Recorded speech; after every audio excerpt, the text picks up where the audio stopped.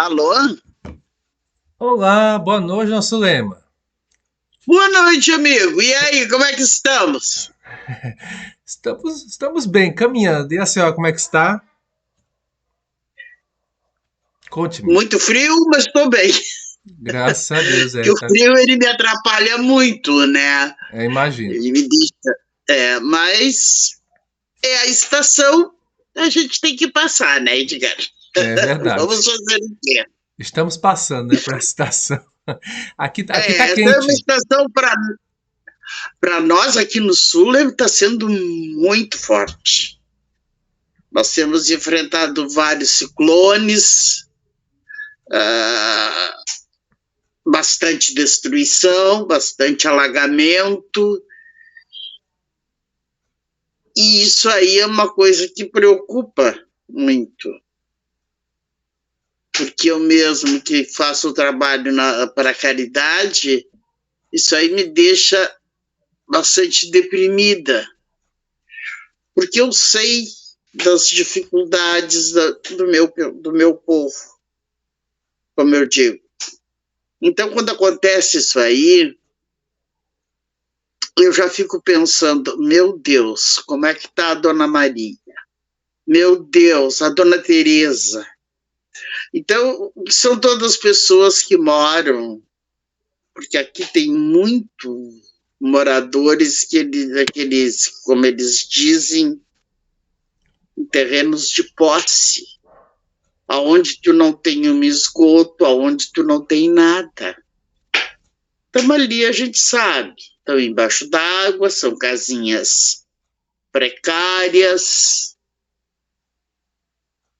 e a gente faz aquilo que pode. Mas eu sempre digo, Deus está sempre na frente e está sempre nos defendendo do pior.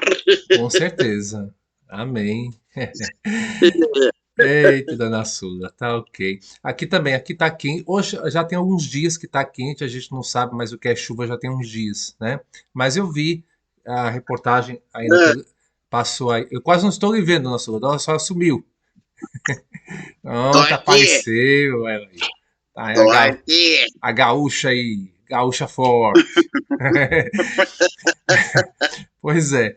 Aí aqui já tem alguns dias que a gente não sabe mais o que é chuva, né? Fazendo muito sol, mas eu vi reportagem aí na região sul, As né? reportagens aqui foram bastante.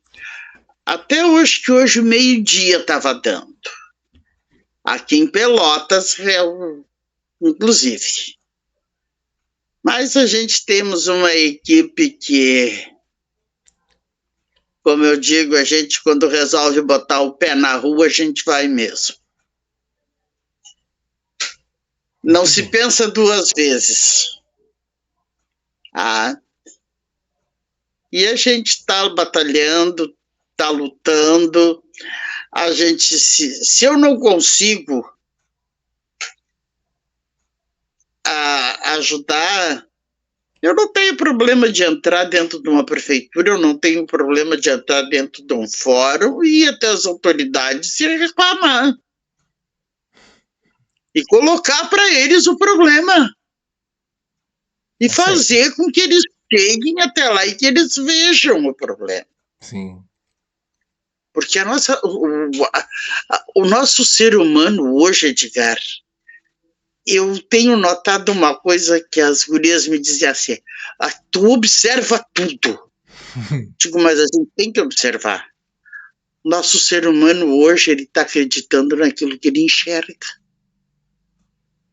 Se ele não vê, ele sempre fica, como eles dizem, com a pulga atrás da orelha.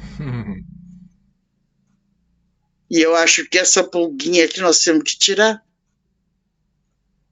Não? É verdade. Essa pulga atrás da orelha, para mim, é meio difícil de. Mas a gente está aí, Muito bem, tá certo. Estamos aí então, estamos aí firmes e fortes, né? firmes e fortes. Tem que ser. Tá ok, nosso lema. Então vamos lá começar hoje o nosso Notícias Católicas, comentários, né? Eu mandei algumas notícias para a senhora ao longo da semana, ainda hoje mandei mais uma, né? Que saiu, né? Não sei se vai dar tempo para a gente comentar esta última, né? Que eu vou por ordem, tá? Das que vão, as que eu vou mandando para a senhora, tá certo? Sim, Nosso lema deu uma sumida. Apareceu de novo. A senhora tá se apareceu. Estou sumindo. tentando conectar aqui para fazer da bateria. Ah, tá Tudo bem, certo. Tá ok. estou aqui. Então, aí nós vamos dar início agora ao nosso Notícias Católicas com comentários, né? Tem algumas notícias que eu lhe mandei ao longo dessa semana. É, deixar claro, a gente, antes de qualquer coisa, nós vamos dar início, antes de fazer a nossa oração inicial, né? Espero que a senhora esteja aí com os papéis, né? Olha aí, tá vendo? Por isso que eu digo que é uma gaúcha porreta. Ela tá. Não posso errar hoje. Não, pode não. Então, antes de dar início, vamos fazer então a nossa oração inicial, ok? Ok. Senhor, Aqui estamos reunidos em teu nome, desejosos de construir teu reino. Que o Espírito Santo que enviaste aos nossos corações e mantém viva a tua presença em nós, nos ensine o que devemos refletir e os passos que devemos dar, para que, fortalecidos com tua graça, possamos realizar os teus desígnios. Se tu, Espírito Santo, o inspirador do nosso discernimento, ensinai-nos a escutar os outros e a nos deixar iluminar por suas luzes e fases que sempre buscamos a verdade. Desejosos vistos, estamos aqui reunidos em nome do Pai, do Filho e do Espírito Santo. Amém. Muito bem, então depois da nossa oração inicial, né, que fizemos aí, vamos dar início ao nosso programa aqui, o Notícias Católicas Comentários, né, nosso apostolado de Defesa Católica. E lembrando lembrando aos nossos amigos e amigas que vão assistir esse programa no nosso canal do YouTube, né, que vai ser postado lá, que o nosso Notícias Católicas Comentários trata-se de notícias católicas, né, normalmente de sites católicos. Pode ser que também não seja, e sim de sites que falam a respeito, né, seja bem, seja mal, da Igreja Católica. Então a gente vai estar comentando aqui o que é que as pessoas, o que é que saiu nessas notícias e fazer um comentário a respeito. Tanto eu faço quanto a dona Sulema, ela faz também este comentário e não é só um comentário por comentário, é também um momento de aproveitar e de fazer uma pequena catequese a respeito em cima daquela notícia. Então isso daí é importante que os nossos amigos, nossos irmãos e irmãs saibam disso, tá certo? Muito bem, então eu mandei algumas notícias para a dona Sulema. Vamos pela ordem começar pela primeira. Pois é, vamos lá. Então eu vou ler a notícia, né? Fazer aqui. Olha, tem o marido. Aí. Seu marido tá aí, é? Tá. Não. Tá aqui comigo. Acho que sou o irmão. Meu esposo. Já vi que ele tem bom humor, né? Tem. Ele é bem humorado. Tá certo. Muito bem. Então vamos começar. Ele disse o quê? Como é que tu enxergaste ele? Digo, porque tu passou aqui atrás de mim. Eu vi. Eu vi, viu? Boa noite, tudo bom? E aí, tudo bom? Tudo bem, graças a Deus. Tá tudo bem. Bom, meu nome? Aqui, ó. Meu nome é Léo.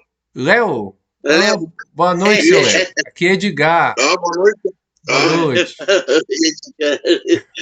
Deixa eu cortar isso daí. Pronto. É bom assim para conhecer as pessoas da sua casa, né? Exatamente. Pena que eu moro sozinho. Aqui só tem o papagaio e o papagaio já está dormindo. Então não dá nem para conhecer. Ah, o papagaio dorme cedo. Ai, Edgar. Ai, meu Deus do céu. Bom, vamos lá, que agora o negócio é sério, dona Su. Olha só. Pois é, primeira notícia, né? A deputada do PSOL, olha só, quer igualar a tortura, constranger alguém a não abortar nos casos permitidos. Essa notícia saiu no ACI Digital, né? Então, eu vou ler aqui para a gente se situar. Então, essa notícia saiu no último dia 18 de julho, né? E está em análise na Câmara dos Deputados o projeto de lei 998/23, que considera o crime de tortura constranger alguém a não abortar ou retardar, dificultar ou impedir a interrupção da gravidez nos casos em que a pena não é aplicada ao crime. O aborto no Brasil só não acarreta pena em 3 casos, né? De acordo com o artigo 128 do Código Penal, estabelece que não se pune o aborto praticado por médico se não há outro meio de salvar a vida da gestante, ou se a gravidez resulta de estupro e o aborto é precedido de consentimento da gestante ou quando incapaz de seu representante legal. O Supremo Tribunal Federal, né, estendeu em 2012 esta impunidade ao aborto de bebê portador de anencefalia, que é aquelas crianças que nascem sem o cérebro, né? A proposta é de autoria da deputada federal Sâmia Bonfim, do PSOL, de São Paulo, e pede a alteração da Lei nº 9.455, de 7 de abril de 97, que define os crimes de tortura, a fim de prever a motivação do crime de tortura em razão de gênero, bem como criar o tipo penal de impedimento de realização do aborto legal. Em sua justificativa, a Sâmia diz que a legislação brasileira é bastante, abre aspas, né, bastante restritiva no que tange ao direito da mulher a interromper a gravidez, e destaca que não são raros os casos em que as pessoas agem deliberadamente para impedir o livre exercício desse direito. E menciona o caso de uma menina de 11 anos, morador de Tijucas, em Santa Catarina, que ficou grávida após suposto estupro e foi recolhida em um abrigo por ordem da juíza Joana Ribeiro Zimmer, em 1º de junho do ano passado. A juíza não havia autorizado o aborto porque a menina já havia passado da 22ª semana de gravidez, data limite prevista por lei e recomendada pela OMS, né, a Organização Mundial da Saúde. Então, ela disse, diante desta odiosa decisão que tratou uma criança vítima de estupro como mera incubadora do feto que trazia consigo, a criança foi arrancada do seu núcleo familiar e colocada em um abrigo com o escopo de inviabilizar o exercício do seu direito de interromper a gravidez resultante do crime de estupro, escreveu Bonfim sobre a ação da juíza Zimmer. A menina havia sido engravidada por um menor de 11 anos, mas a legislação define como estupro presumido qualquer relação sexual anterior à idade de consentimento, que é de 14 anos no Brasil. O processo corria em segredo de justiça, mas com o vazamento da informação houve grande pressão para que o aborto fosse feito. No dia 22 de junho, a menina que estava grávida de 29 semanas foi submetida ao procedimento.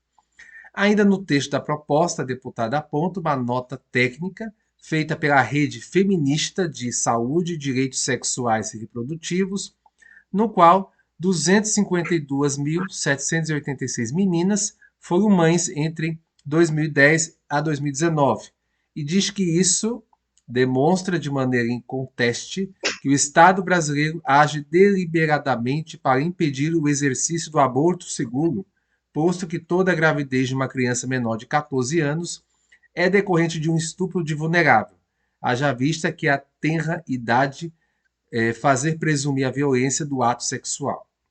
O Estado brasileiro não pode agir de forma a revitimizar mulheres vítimas de violência, criando entraves para o exercício do aborto nas hipóteses previstas, pelo ordenamento jurídico, motivo pelo qual se faz necessária a previsão de impedimento do exercício de um direito como uma forma de tortura. Relatou a deputada pró-aborto. O PL, a proposta dela será analisada pelas comissões de defesa dos direitos da mulher e de Constituição e de Justiça e de Cidadania, que vai ao plenário, e está aguardando a designação de relator na Comissão de Defesa dos Direitos da Mulher. Pois é. Essa é a notícia que saiu, dona Sula, pela ACI Digital. O que a senhora teria a dizer? Aqui se trata do assunto relacionado ao aborto, né? O que a senhora poderia comentar a respeito disso? Sabe, Edgar, que é um assunto bastante complexo. Tá? Aborto. Ela, no mesmo instante que ela acha que deveria de fazer, porque a menina tem 11 anos, ela acha que a menina foi arrancada do convívio da família. Eu te pergunto que família tinha esta menina de 11 anos que cometeu esse ato sexual e engravidou.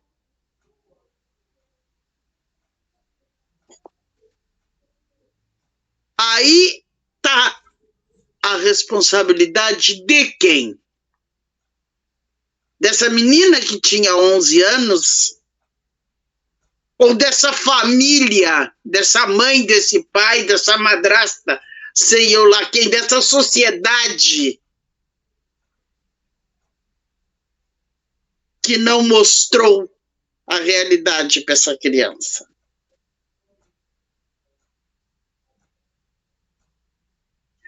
Acho que é algo muito a se debater fortemente, porque eu aprendi, eu leio ali na Bíblia, Deus deu, Deus tira. Se ele deu a vida, só ele tem o direito de me tirar.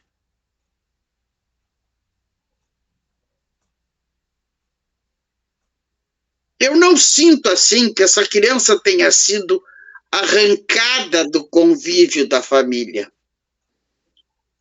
Eu acho que ela foi mais libertada de um convívio que não soube cuidá-la. Porque o papel de uma mãe... Aí me dizem assim, isso aí é muito debatido, e as pessoas me dizem assim, mas geralmente a mãe tem que trabalhar. Porque a mãe trabalha para sustentar, porque a mãe tem que trabalhar, porque... Edgar, há 30, 40 anos atrás, toda mulher dona de casa trabalhava. Exatamente. Tá? Toda a mulher dona de casa trabalhava para ajudar no sustento da sua família. E existia isso aí? Não. Não tão claro como está existindo agora. Até que existisse mais muitas coisas, não se soubesse, talvez, mas da maneira que está existindo agora, inclusive a campanha da fraternidade desse ano, ela teve uma rejeição aqui em Pelotas por algumas comunidades, porque a gente sente essa rejeição porque sentiram um apoio no aborto. Jamais eu vou aceitar isso aí. Deus me deu, Deus me tira. E eu acho que quem tem que ser chamada à ordem São esses pais.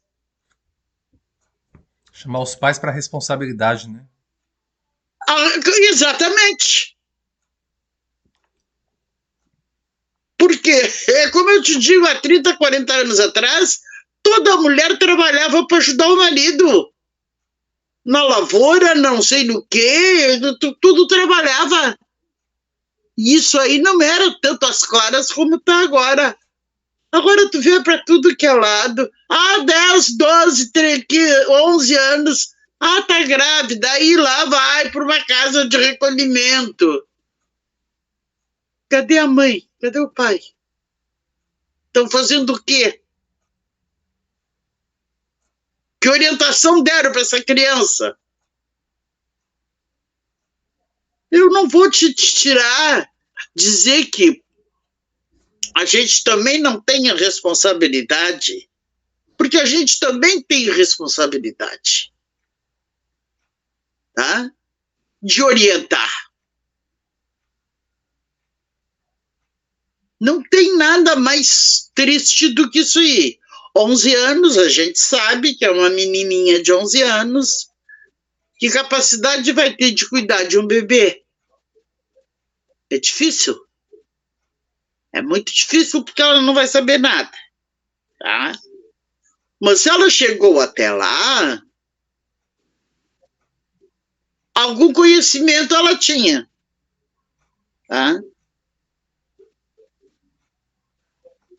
Então, cadê o pai e cadê a mãe para responder por isso aí? Mas foi ela que fez. Foi ela que fez, mas e tu não viu o caminho que a tua filha estava tomando? Tu prestou atenção na tua filha para ver o caminho que ela estava tomando? Nós também somos um pouco responsáveis, porque nós da igreja também, eu acho que isso aí deveria de ser mais discutido, mais falado para as nossas crianças. A gente tem grupo de jovem, a gente tem grupo da Eucaristia, a gente tem tantos grupos onde a gente pode colocar esse assunto em pauta e mostrar para eles a responsabilidade de que o sexo leva à gravidez, a gravidez leva a um filho filho leva a uma família. Que condições tem uma menina de 11 anos de montar uma família? De ser responsável por uma família? Agora, que direito tenho eu de passar por cima daquilo que Deus me deu? Eu dei, eu tiro. Eu, de todo o coração, te digo, eu sou totalmente contra o aborto. Tá? Eu ainda confio no poder divino que ele me deu, só ele vai me tirar. Eu acho que talvez alguém vá querer discutir, vai querer achar que eu esteja errada. Tudo bem, vamos debater, vamos discutir, que façam as perguntas que quiserem, vamos responder, mas eu sou uma que sou contra o aborto. Muito bem, então somos dois. A senhora não está sozinha. Não está então sozinha. Vamos brigar nós os dois por isso aí. Vamos. Eu sou totalmente contra. Tá certo. Acho que esse pai e essa mãe é que tinham que ser chamados, tirar do convívio, ela foi tirada do convívio da família. Que família?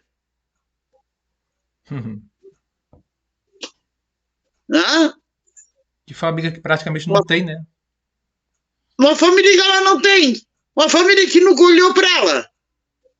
É. Né? Porque se ela tivesse realmente uma família que tivesse olhado, que tivesse prestado atenção, isso aí não tinha acontecido. E a senhora, Eu penso. e a senhora Ah, acha, a senhora, desculpa interromper, a senhora acha que essa proposta aí de lei dessa deputada vai para frente no Congresso? olha, como estão as nossas leis, eu estou rezando que ela consiga.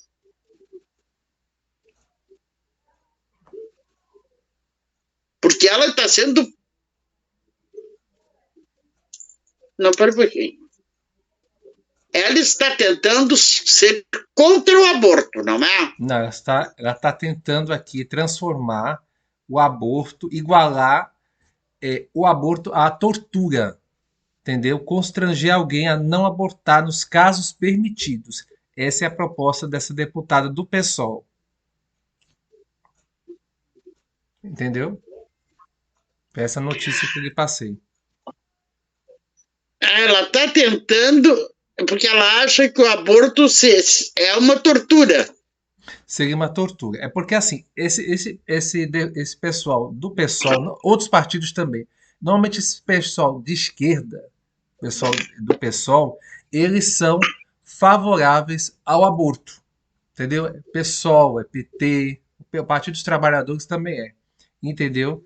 Então, esta deputada desse partido, ela está tentando justamente na Câmara da Câmara, né, no Congresso Nacional, tentando que passe esse projeto de lei para justamente fazer com que o aborto se iguale a uma tortura, né?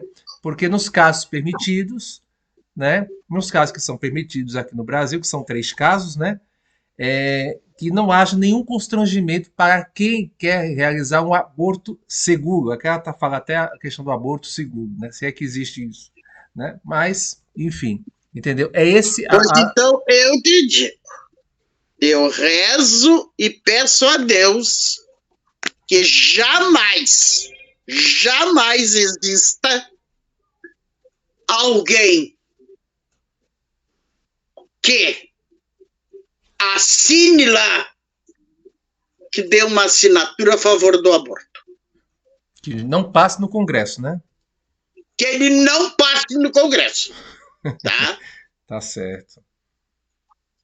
Pois é. Que ele fique onde ele está, fique lá com a posição dela, porque eu li ali o começo e eu vi esta criatura é uma anticristo. Te juro para mim que foi aí para me passou. Porque no momento em que eu aceitar isso aí, tira daqui, bota para lá, faz não sei o que, faz. Vamos fazer. A tortura, a pior tortura, eu acho que é tu tirar uma vida. Não interessa a idade. A menina tem 11 anos. Tá? Tá grávida. Então, vamos chamar lá o pai e a mãe e fazer eles assumirem. Agora, cometer o aborto, eu jamais vou. Por isso que eu te disse que aqui em Pelotas teve comunidades que nós. Dona Sorema, só um momentinho, viu? Tem que dar uma saída. Bom,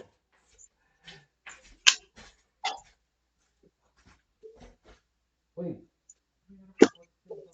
Pacote. Quer que eu entregue? Vou pegar aqui.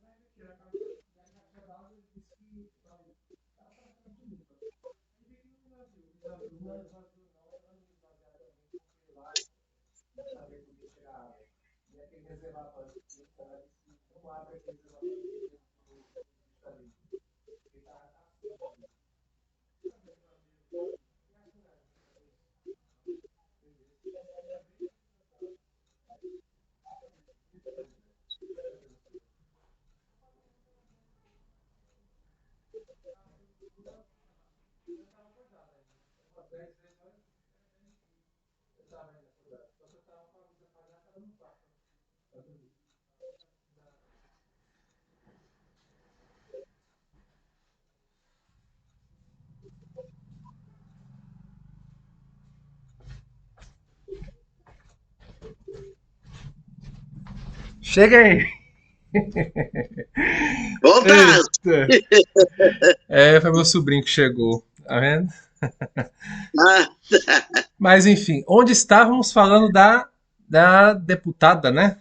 Pois é, que da quer, deputada. quer agora Que Deus colocar o aborto como ilumine, tortura. Sim, que Deus ilumine aqueles que estão com a caneta na mão lá, né, que tem o poder, e que isso aí jamais passe. Porque aí sim, aí nós vamos ter aborto à torta e à direita. nosso lugar, pois é. Eu concordo com a senhora quando a senhora fala a questão da responsabilidade da família, dos responsáveis, né? Afinal de contas, bom, para a lei civil brasileira, né? Essa menina ainda é uma criança. Então, mais do que nunca, chama aí a responsabilidade dos pais ou responsáveis por ela, né? E dar as devidas orientações, tudo, né? E também essa questão aí, tô rezando, né, para que os senhores deputados não aprovem, né, esse projeto de lei desta deputada, né, do PSOL, do partido do PSOL, tá certo? Bem, é interessante que se fala que a mulher ela tem o direito de interromper a gravidez, né? Como se ela pudesse escolher entre a vida e a morte de quem carrega em seu ventre, né? Bom, a Igreja Católica, né, ela é contra o aborto em qualquer caso. Então, nós, como cristãos e católicos, né, devemos assim também o ser. O cânon 1398, né, do nosso Código de Direito Canônico, diz que quem provoca aborto, seguindo-se o efeito, incorre em excomunhão late sententie, né? É o que diz o Código de Direito Canônico. No Brasil, infelizmente, o aborto é permitido em 3 casos, né, que nem eu citei. No caso de estupro, no caso de risco de vida para a mãe e também no caso dos anicéfalos, né, como foi comentado na notícia acima, né, que ao meu ver são três leis burras, todas as três, né, até porque no caso do estupro, se a gente for analisar cada um, quem tem que pagar por isso é o estuprador, não é o feto, não é a criança, não é a Exatamente. vida que está ali, que é inocente, né, é tão inocente quanto a pessoa que foi estuprada, no caso a mulher, né? Claro. Então, não tem nada a mulher. E quanto à mulher, o aborto, ele não apaga o estupro, né? Os estupros, né? Pelo contrário, acrescenta violência ao estupro, né? Uma segunda violência do aborto que é ainda mais grave. Por que então penalizar duplamente a mulher? Além disso, um erro não justifica o outro, né? No caso de risco de vida para a mãe, é morte certa para as crianças, ou para a criança, né? Pois é. A medicina hoje, ela dispõe de recursos para salvar tanto a vida da mãe quanto do bebê.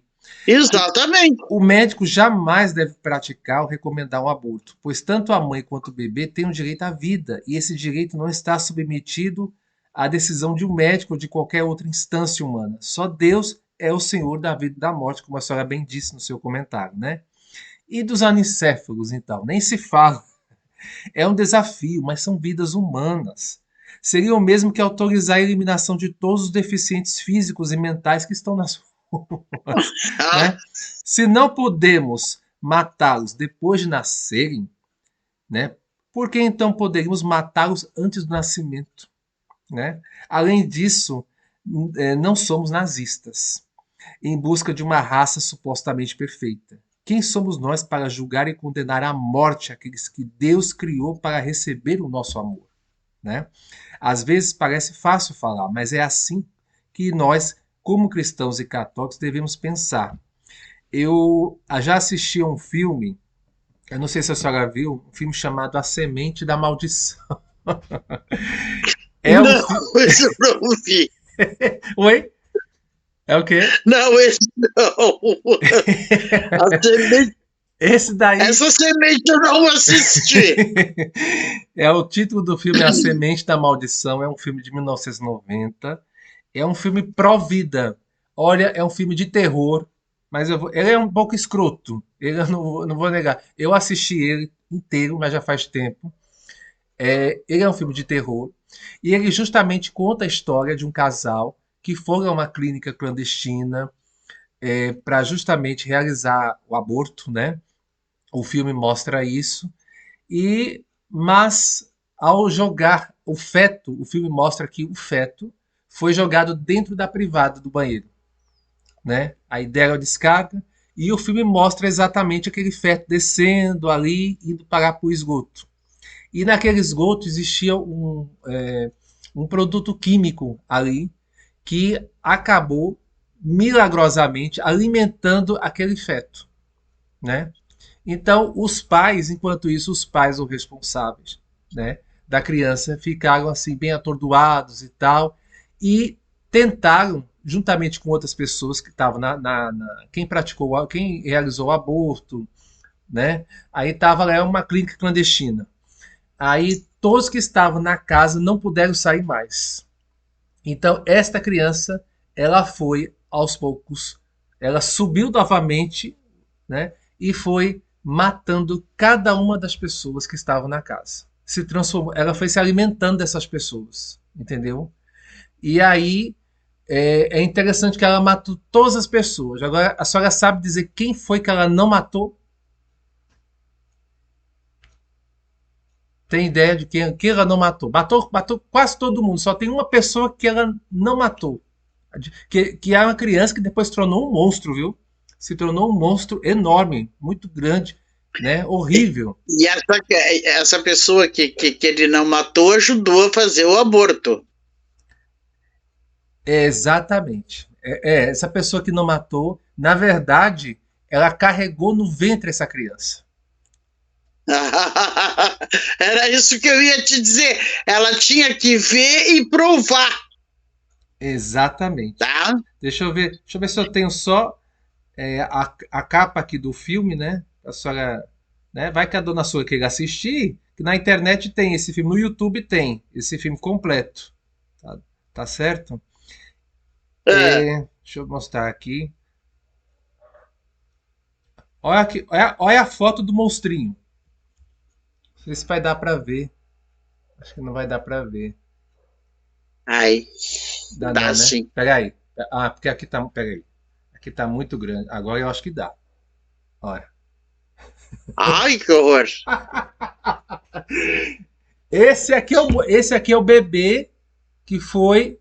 Tá vendo? Que foi abortado. Que foi abortado. Que foi jogado dentro da privada e depois voltou como uma forma de se vingar. E matou todo mundo. Ou praticamente todo mundo. Só Menos a mãe.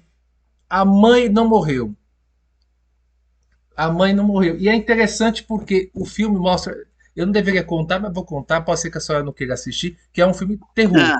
Então, às vezes tem que ter nervos. Eu mesmo não tenho nervos para ver filme de terror. Antigamente assistia muitos filmes de terror. Mas esse daí eu assisti por curiosidade. Eu quis ver até o final. Né?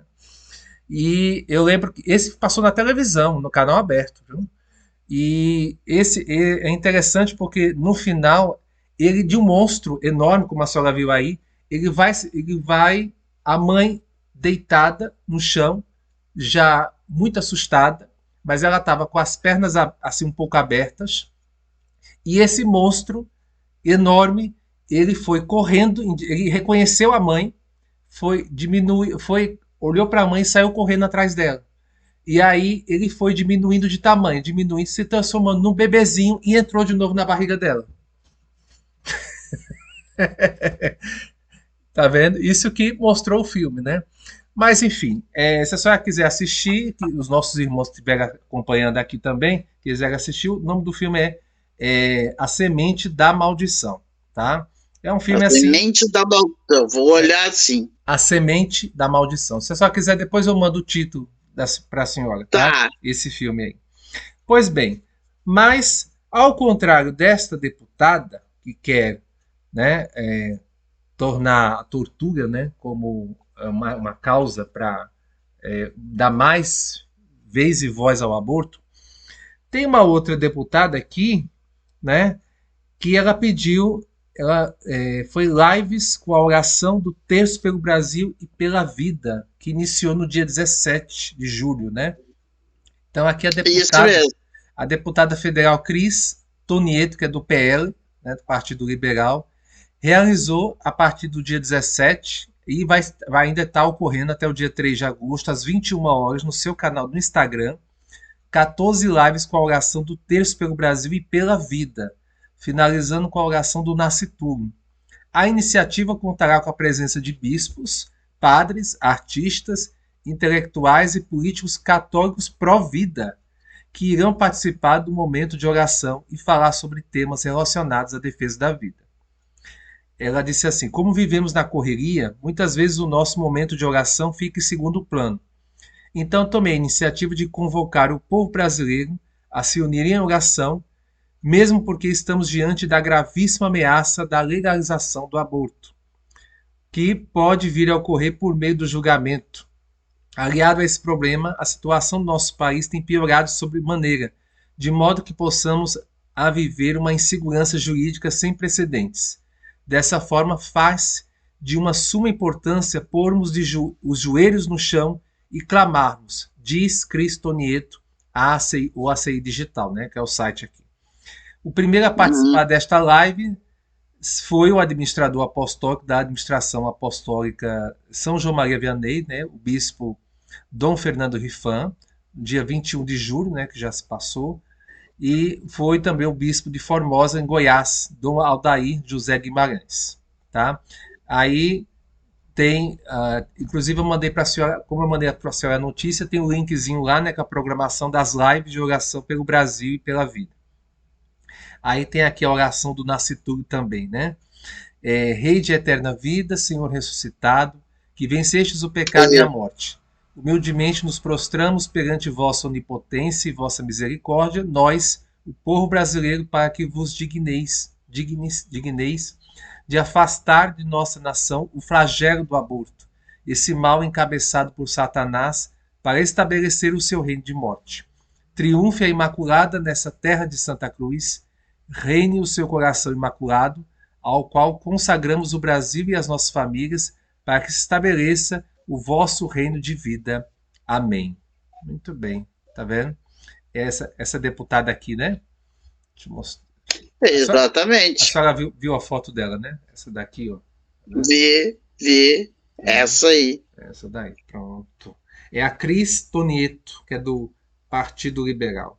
Pois é, quer comentar alguma coisa sobre sobre essa iniciativa, né, de fazer essas lives, né, contra o aborto? Eu acho que é uma boa iniciativa, Edgar, porque eu acho que quanto mais a gente conseguir falar, quanto mais a gente conseguir propagar essa lei contra o aborto, melhor vai ser. Mais gente vai se sentir, vai ver, vai sentir e vai poder seguir isso aí. Porque é muito triste. É triste mesmo esse negócio de aborto, porque tem isso, porque tem aquilo, porque tem aquele outro. Mas, meu Deus, eu não sou capaz. Será que eu sou capaz do quê? De não ser. Eu não tenho capacidade de ter um filho que tenha um problema mental, eu não sou capaz de amá-lo como eu amo os outros, que são normais. O que é isso? Eu tenho aqui exemplo vivo de uma vizinha minha aqui, que ela tem um menino assim. Ela era professora, ela venceu o período dela, ela pediu a aposentadoria, aí o pessoal foi conversar com ela para ela assinar mais um contrato, para ela seguir dando aula. E ela prontamente respondeu: não. Eu não vou fazer isso porque todo esse tempo que eu trabalhei, eu me privei de viver com meu filho. E agora que eu tenho a possibilidade de viver, eu vou viver para ele. Então, isso aí foi uma coisa assim que me chamou muita atenção da parte dela. Que ela dava aula, vivia no meio de crianças, e no momento que foi para continuar, ela não quis. Não, porque ela queria, ela pagava alguém sempre para ficar com o filho para ela poder trabalhar. Então ela achou assim, chega, agora é a minha hora de me dedicar totalmente a meu filho. Que bonito. Muito bonito, eu achei da parte dela, tá? Realmente. E ela tem ele assim, ele gosta muito de caminhar, ela tá sempre caminhando com ele, sai com ele, passeia com o André. Então, algo muito bonito eu achei da parte dela. Poderia estar dando aula, tá ganhando um pouco mais, mas não. Não quis. Não. Para ficar com o filho. Tá vivendo pro filho. Que bonito. Para ficar com o filho. E o filho dela tem então, quantos anos? Ai, o André acho que tá com 32 ou 33 anos já. Nossa. Ele é anicéfalo, é isso? É. Tá certo. Então mas ele é dócil, ele é querido, ele é amigo, a gente com ele não conversa, ele não fala, mas ele é muito dócil, assim, tu chega, tu conversa com ele fica... Ele pode ele não conversar, sabe demonstrar. Ele pode não conversar, ele pode não conversar com os lábios, mas os olhos dele é como tentar exatamente, conversar. É isso que eu acho nele, sabe? Uhum. E a gente vê assim o quanto ele é carinhoso. E ela, da parte dela, eu achei um exemplo maravilhoso. Enquanto muitas procuram uma casa, um lugar para colocar, ela simplesmente manteve em casa enquanto trabalhou, pagando quem cuidasse para ela, e no momento em que ela pôde ficar livre, ela não teve dúvida. Tá vendo? Esse momento agora é do meu filho. É muito bonita a história dela. É um exemplo, né? É um exemplo aí para muitas mulheres, né? Exatamente. Principalmente exatamente. as crianças que nascem sem o cérebro, né? São os anicéfalos aí, um exemplo aí, olha. 30 e quantos anos o menino tem?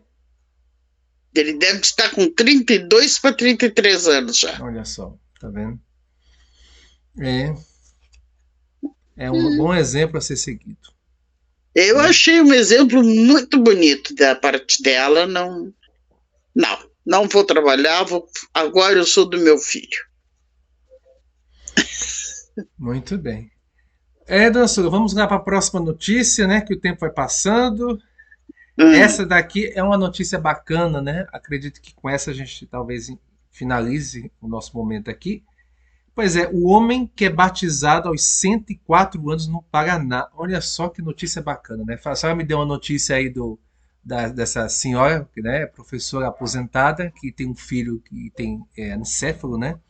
E esse daqui, veja, o homem é batizado aos 104 anos, né? Quando eu li essa notícia, eu disse, olha, pois é, saiu no ACI Digital também. Aos 104 anos, José Lourenço da Silva foi batizado, fez a primeira Eucaristia e a crisma na Capela São Judas Tadeu, em Alto Piquiri, no Paraná, no último dia 17 de junho. Para ele foi muito bacana, foi bom. As palavras dele. Pois o corpo estava pesado e agora está levinho, ele disse, né? Os sacramentos da iniciação cristã para Silva só foram possíveis com a ajuda e preocupação da agente da pastoral idosa e sua madrinha de batismo, Sidônia dos Santos, e do vigário do Santuário São José, o padre Murilo Macedo. Sidônia relatou um vídeo da Pascom do Santuário São José, da Diocese de Umuarama, que sempre visitava Silva e falava ao marido que tinha vontade de cuidar dele. Com paciência, ela disse, né? Fui fazendo uma visita para ele até pegar confiança em mim. Daí eu peguei e falei assim, ó seu Zé, o senhor é batizado? Ele falou assim, eu sou batizado em casa, eu nunca fui batizado na igreja que não existia. O senhor não tem vontade de batizar na igreja? Ela pergunta. Ele disse, tenho vontade de batizar sim, porque eu quero tomar a hóstia, aquela hóstia assim, ele falava, né? Contou a madrinha do senhor José. O santo batismo é fundamento de toda a vida cristã, o pórtico da vida no espírito e a porta que dá acesso aos outros sacramentos. Pelo batismo somos libertos do pecado e regenerados como filhos de Deus, tornando-nos membros de Cristo e somos incorporados na igreja e tornados participantes de sua missão. Isso é o que ensina o Catecismo da Igreja Católica, número 1213.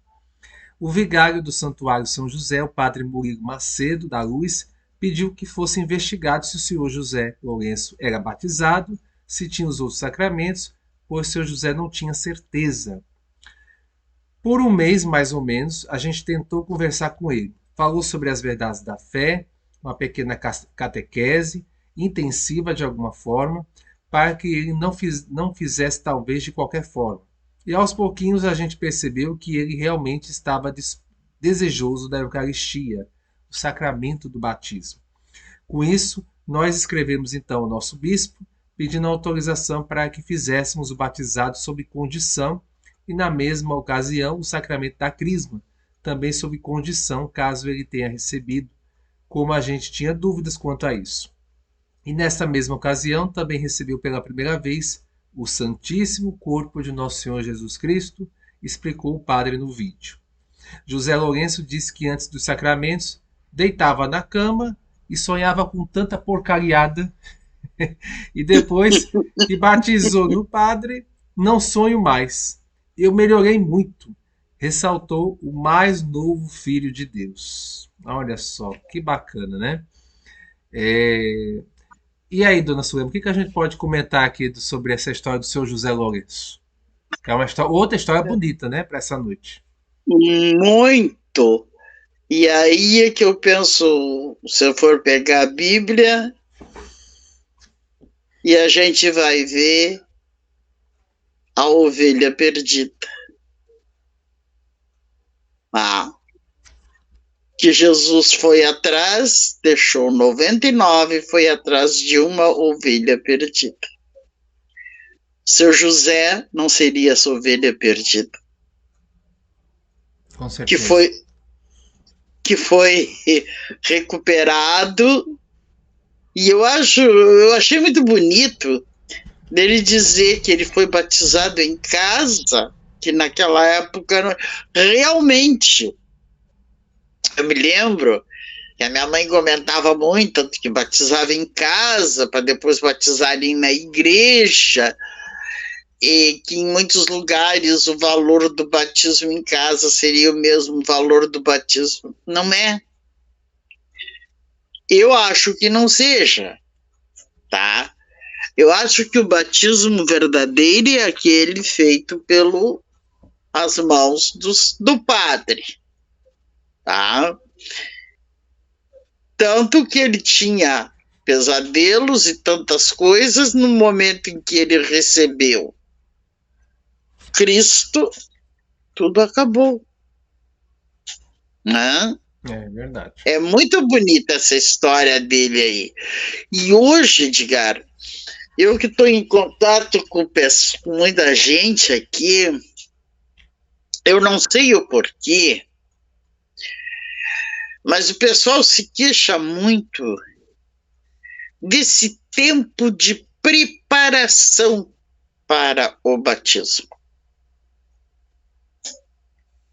Porque é um tempo muito longo. Muito longo. Porque tem muitas reuniões, porque há um ano de preparação para poder batizar uma criança. Então isso aí se torna longo demais. Então eu acho que em tantos casos que a igreja vê, isso aí seria um caso de se rever. Não é? Porque eu aqui mesmo, deixa eu ver, 3, 2, 5, eu acho que eu tenho no mínimo umas 8 crianças não batizadas.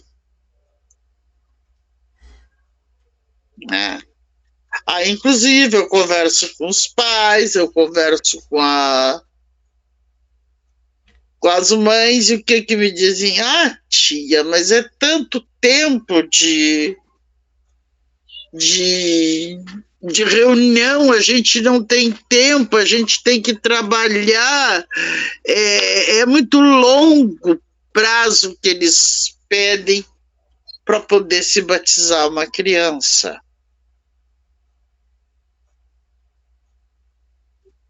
Eu acho que seria uma revisão, como foi feito com o seu José aí, de uma catequese mais rápida em relação ao batismo. De mostrar aos padrinhos que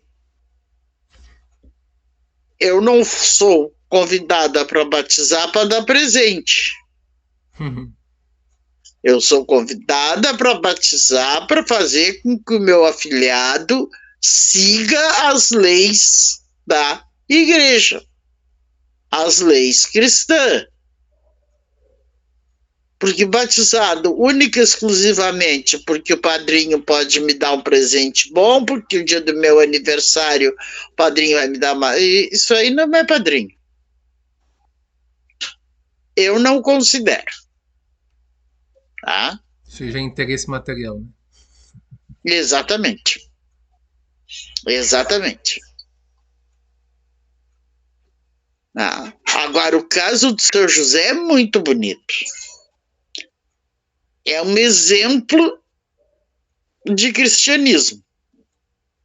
Da ovelha perdida e que aos 100 e tantos anos foi resgatado. Não? Exatamente. E aceitou. E aceitou, né? Porque ele podia muito bem ter dito: já estou com mais de 100 anos, o que eu quero com isso? Não? Mas não, ele aceitou. É muito lindo isso aí. Que todos pensassem assim, seria uma beleza. É verdade. Né? E que a igreja também, porque eu acho que, voltando ao nosso trabalho pastoral da igreja, eu acho que nós, muitas vezes, nos tornamos neutras. É mais fácil eu deixar passar, é mais fácil eu deixar que continue assim, do que eu ir lá e tentar assumir o compromisso, como fez essa madrinha aí, e realizar isso aí, fazer com que essas pessoas sejam batizadas, com que essas pessoas façam a primeira Eucaristia, que é uma coisa linda, nos tira os pesos de cima, como diz o seu José, né? É isso que eu penso, é muito bonito. De fato é bonito. A senhora falou essa questão do tempo da formação. Eu acho que isso daí é muito relativo, depende da diocese. Sabe por quê? Porque aqui na diocese, pelo menos na paróquia a qual eu frequento, Nossa Senhora de Guadalupe, o tempo do batismo ele é curto, curtíssimo. Eu acho que se tiver no máximo 2 reuniões e a criança já é batizada. Não existe, é uma preparação mais rápida. Agora, com relação à primeira Eucaristia e à Crisma, aí é uma preparação um pouquinho mais longa, mas é em torno de 6 meses, 5, 6 meses. Né? Quando eu fiz a minha primeira Eucaristia, vou voltar por mais tempo atrás. Aí era um tempo de quase 2 anos de preparação. Eu fiz a minha primeira Eucaristia exatamente no dia do dia da Imaculada Conceição, dia 8 de dezembro de 1991. Eu fiz a minha primeira Eucaristia. Mas eu já tinha começado a catequese começo, mais ou menos, abril de 1990. Depois que eu vim morar aqui na cidade, que eu sou natural de São Paulo, né? Sou natural de lá. Vim pra cá com 10 anos de idade. Aí com 11 anos foi que eu fiz a minha primeira Eucaristia. Aí foi um tempinho mais longo, né? Agora a Crisma, eu me crismei em 2004, exatamente no dia de Nossa Senhora de Guadalupe, né? Eu falo que é a paróquia qual eu frequento atualmente. Mas não foi na paróquia de Guadalupe, foi em outra igreja, outra paróquia. E eu fiz a minha Crisma, começou em março de 2004 e se estendeu até dezembro. Então, praticamente só aquele ano, entendeu? Mas eu acho que isso depende muito das dioceses. Exatamente. Entendeu? Bom, agora, para o batismo, eu acho que deveria ser uma coisa realmente mais curta, porque 2 anos é muito tempo, realmente. Deveria ser uma coisa mais curtinha aí. Até porque, no caso, normalmente, a não ser mesmo que seja o batismo de adultos, poderia ser também mais curto. Não precisava ser 2 anos, né? Deixasse um pouco para os outros sacramentos também, né? Deixasse um pouco para a primeira Eucaristia. Se torna muito longo. Eu vejo que aí tem uma coisa que ser revista com o bispo da diocese, né? Quem é o bispo aí da diocese, da senhora? Ai. Aqui nós estamos, nosso bispo aqui é o Dom Jacinto Bergman. Ele não o que a senhora acha desse bispo? Ele é bom? É um bom bispo, assim? É um bom pastor? Cuida bem das suas ovelhas? Não. Então, é um motivo para rezar por ele, né? Rezar pelos nossos bispos diocesanos, né? Aqui, graças a Deus, pode falar. Quer falar? Só pode comentar. Não, porque assim, eu acho que o pastor ele tem que cuidar das suas ovelhas em todos os sentidos. E nós aqui sofremos muito, sinceramente, porque o nosso pastor, o sentido dele é só financeiro. E aí ele nos quebra. Entendeu? Entendi. Nós tínhamos uma casa onde nós tínhamos colocado ali um trabalho da Madre Teresa de Calcutá. Bem na esquina da catedral. A catedral fica do lado da rua e essa casa do outro lado. Essa casa foi uma doação que foi feita. Só que a pessoa que doou a casa, a gente foi para lá, o pessoal foi para lá e começou a fazer o trabalho da Madre Teresa de Calcutá. Mas a gente sempre, a casa da igreja, vamos trabalhar. Arrumamos, já fazia uns 3, 4 anos que nós estávamos lá, tivemos que fazer algumas reformas, se fez prateleiras novas, se fez, que nós trabalhamos com a Madre Teresa de Calcutá com alimentação, nossa. Até que um dia se chegou e estava tudo desmanchado, tudo na calçada. Foi uma surpresa enorme para nós. Aí nós fomos até a catedral, que é do outro lado da rua, e perguntamos o que houve. Não. Essa casa está no nome da catedral, essa casa é da catedral, e o nosso arcebispo alugou a casa. Alugou e pronto. Mas como? E agora?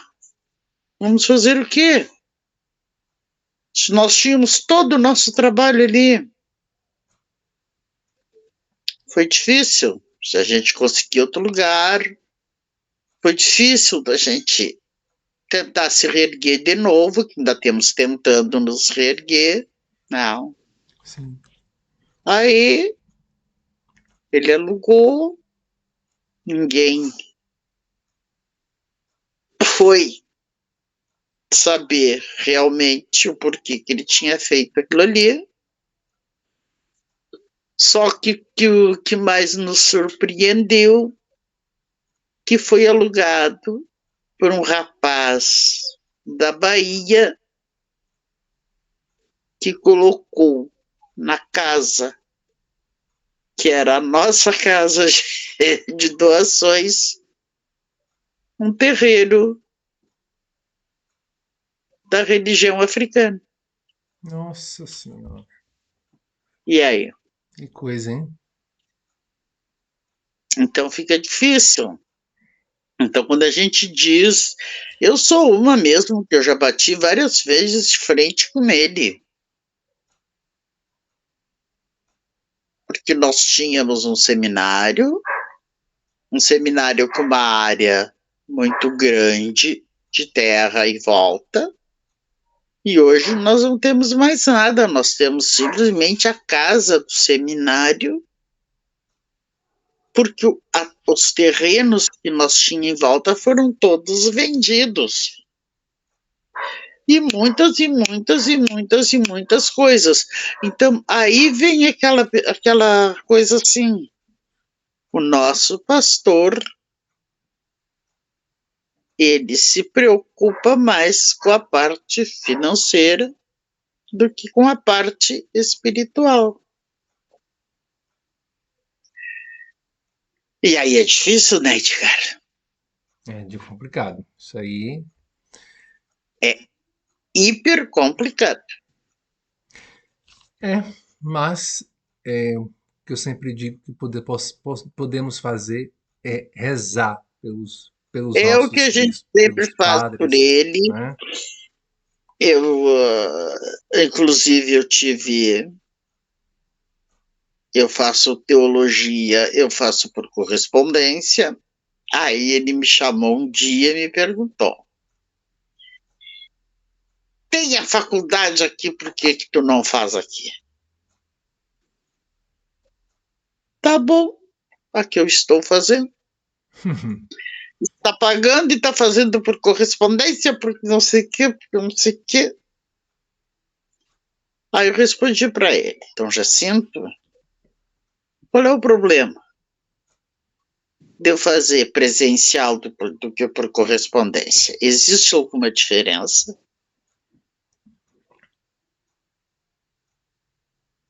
Não, porque para mim ela não tem validade.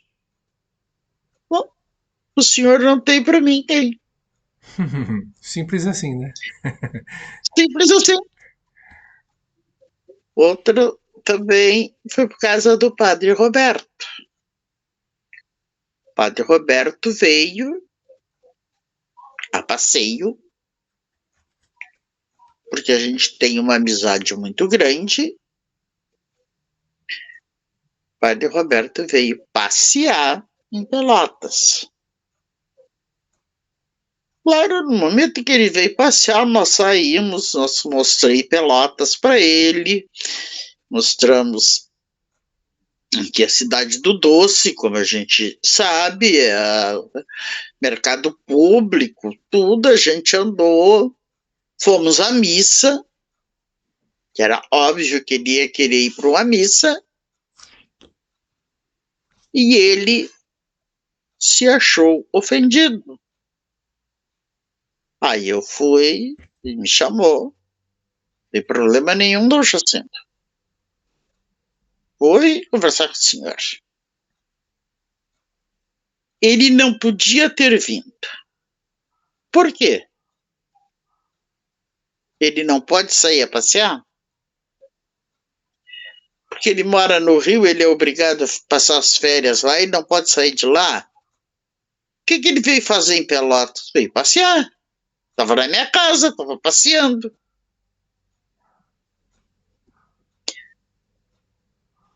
E por que ele não veio, antes de mais nada, aqui, na catedral? Digo, única e simplesmente porque, quando ficou certo da vinda dele, eu liguei para a catedral. Tentei agendar com um senhor um horário que ele queria lhe conhecer, e a resposta que eu obtive da sua secretária foi a seguinte: estamos em tempo de pandemia, Dom Jacinto não recebe ninguém. O que o senhor queria que eu fizesse? Que eu trouxesse ele e empurrasse a força para dentro da sua casa? Não podia. Claro. Nós fomos às missas, fomos na catedral, fomos à missa aqui na Santo Antônio, até da parte do padre, do meu pároco aqui, ele foi muito bem recebido.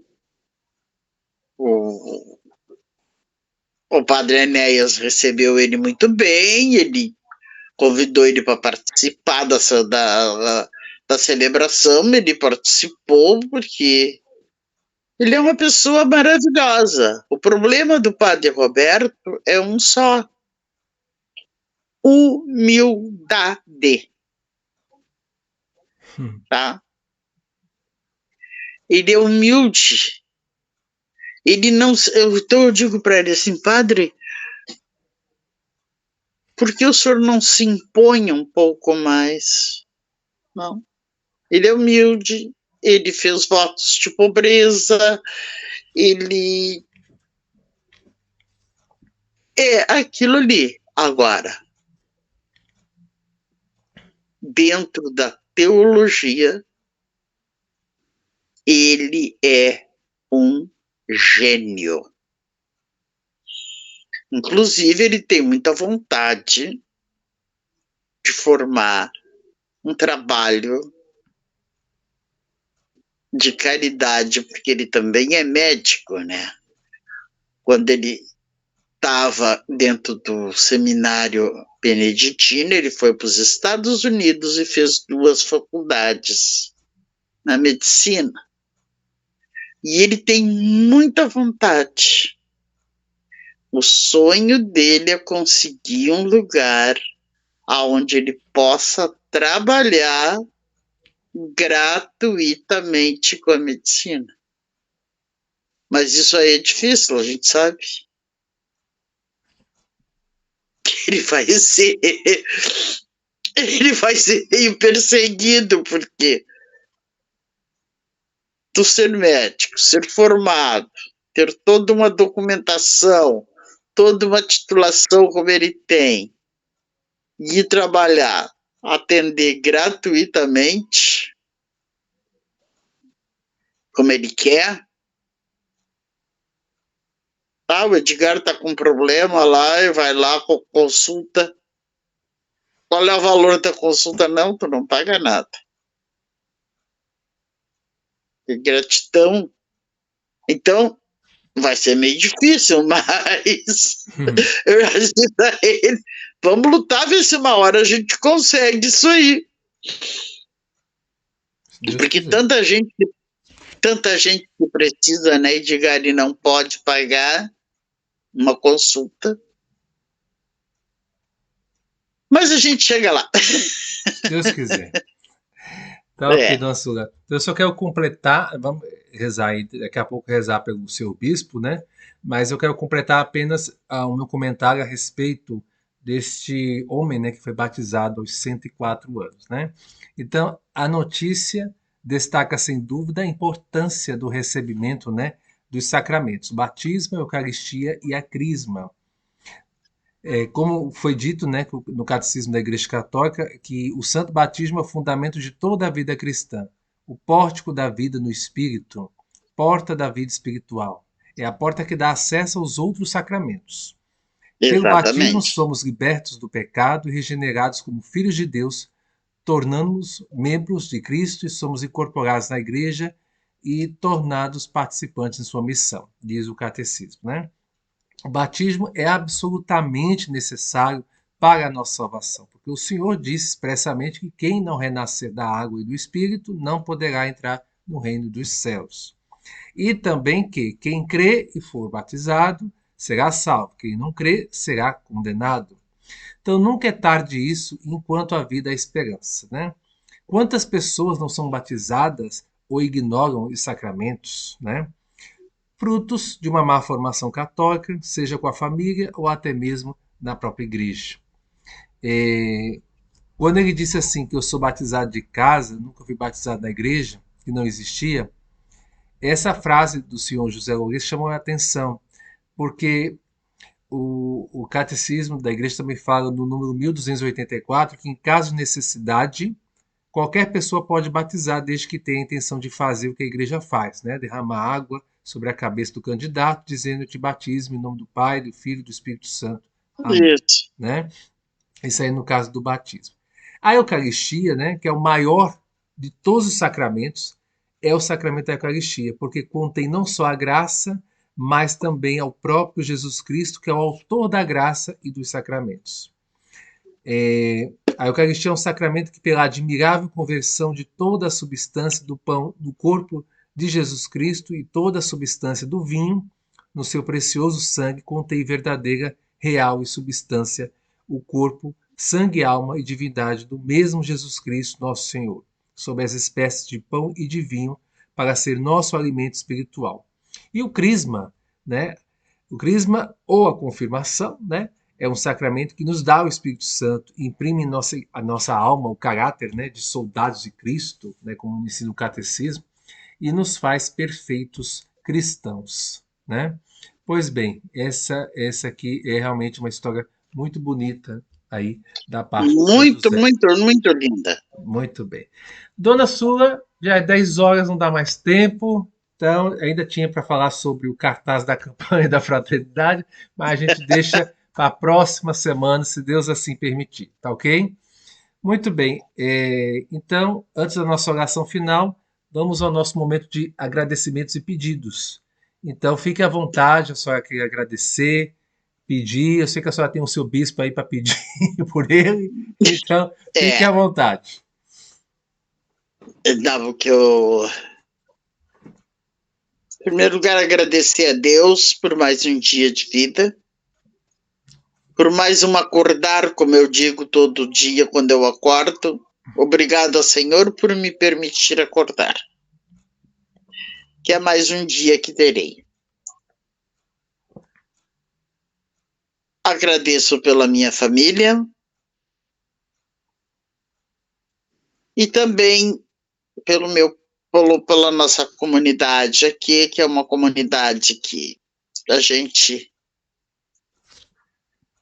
trabalha bastante unidas e muita coisa a gente está, graças a Deus, conseguindo. Então, agradecer a Deus. E quero colocar de modo especial no meu bispo, nas orações, para que alguma coisa se transforme. Também o padre Roberto, que vai ter que sofrer uma nova cirurgia do coração, que Deus esteja com ele,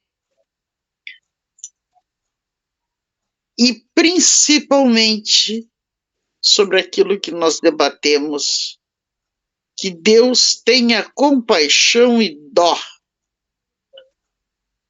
a respeito do aborto. Que jamais isso aí seja aprovado. Que o pessoal que está lá com a canetinha na mão, que jamais assinem tamanho horror que é o aborto. Estas são as minhas intenções. Então, amém. Bom, gostaria de também agradecer aqui a dona Sulema, que por ter participado aqui do nosso programa, né, Notícias Católicas com Comentários, fez o seu comentário, deu a sua opinião sobre alguns assuntos aqui, entre eles essa questão do aborto, né, que é uma questão polêmica, né? Então a gente agradece a dona Sulema, também a todos os nossos amigos e amigas de qualidade, rezemos também pelo nosso Papa, pelos bispos, em especial o bispo aí da Diocese de Pelotas, não é isso? Isso mesmo. Então rezemos pelo bispo da Diocese de Pelotas, rezemos também por todos os padres, em especial aí pelo padre Roberto, rezemos também pelo Monsenhor Guilherme, pela saúde e recuperação dele, que é daqui da Diocese, né? É um padre que é um padre já idoso, ele, não está ele tem um problema aí de visão, ele quase não enxerga direito. Eu cheguei a conversar com ele 2 vezes, então, pessoalmente, né? Então a gente reza pelo Monsenhor Guilherme. Rezemos também pelos diáconos, também pelo nosso apostolado de defesa católica, por todos os leigos, né? Por todos os leigos, né? Em especial os nossos amigos e amigas, tá? Então vamos agora à nossa oração final. Dona Soraya está quase querendo sair, mas calma, Dona Soraya, não acabou ainda. Calma. Não, eu quero que ele não pare de carregar, porque aí eu vou ficar sem bateria. Vamos lá, vamos para a nossa oração final. Vamos começar, vamos lá. Senhor, nós te damos... Aqui estamos reunidos em teu nome. Nós te damos graças. Essa é a inicial. É a oração final que vamos fazer.